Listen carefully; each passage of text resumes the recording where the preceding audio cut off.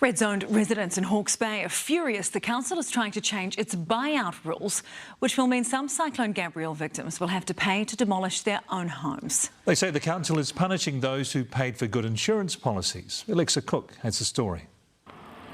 Amongst the ruins of a red-zoned home, residents gather to voice their concerns about the council's plan. The community is absolutely furious. People need to know how this community's being treated. It's inhumane. It's just not good. A community where people like Gary Neal have lost everything. His Pakowhai home was red-zoned. His insurance policy covers the replacement value of the house, but now the council's looking at charging him for its demolition. Why should they take it? Because they've taken our land off us. At least we could have rebuilt where we were. The buyout cost is shared between government and councils, but not demolition costs estimated at over $6 million that was being covered by councils. But this report is recommending changing that policy so the council can recover costs from property owners towards the cost of demolishing their house of up to 10% or $50,000, whichever is lower. That could reduce council costs by up to $2 million.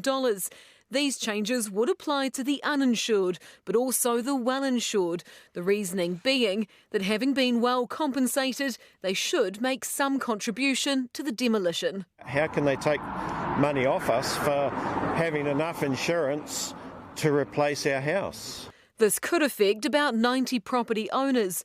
Those with more basic insurance won't be required to pay. The well-insured and the uninsured are being punished while another group of people is being treated differently. And it's come with no public consultation. That's appalling, and we've been given only 2 days' notice. Hastings Mayor Sandra Hazelhurst initially agreed to an interview, but then changed her mind after learning it was about this buyout policy change, saying that she would talk about it after it had been voted on at Thursday's meeting, leaving all our questions unanswered.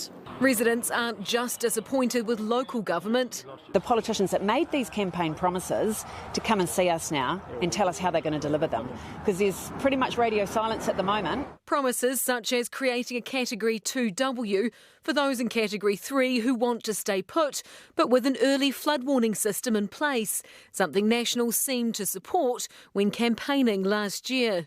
The concept of 2W works because we want to understand if people can be made safe using right warnings, then they should be allowed to remain. But his colleague appears to have forgotten.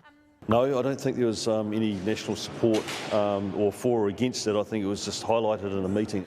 A meeting held in July last year when residents called for a flood warning system. We're 1 year on, so we're just as at risk as we were before the cyclone. Worried that if another one hit, more lives would be lost. Hawke, News Hub.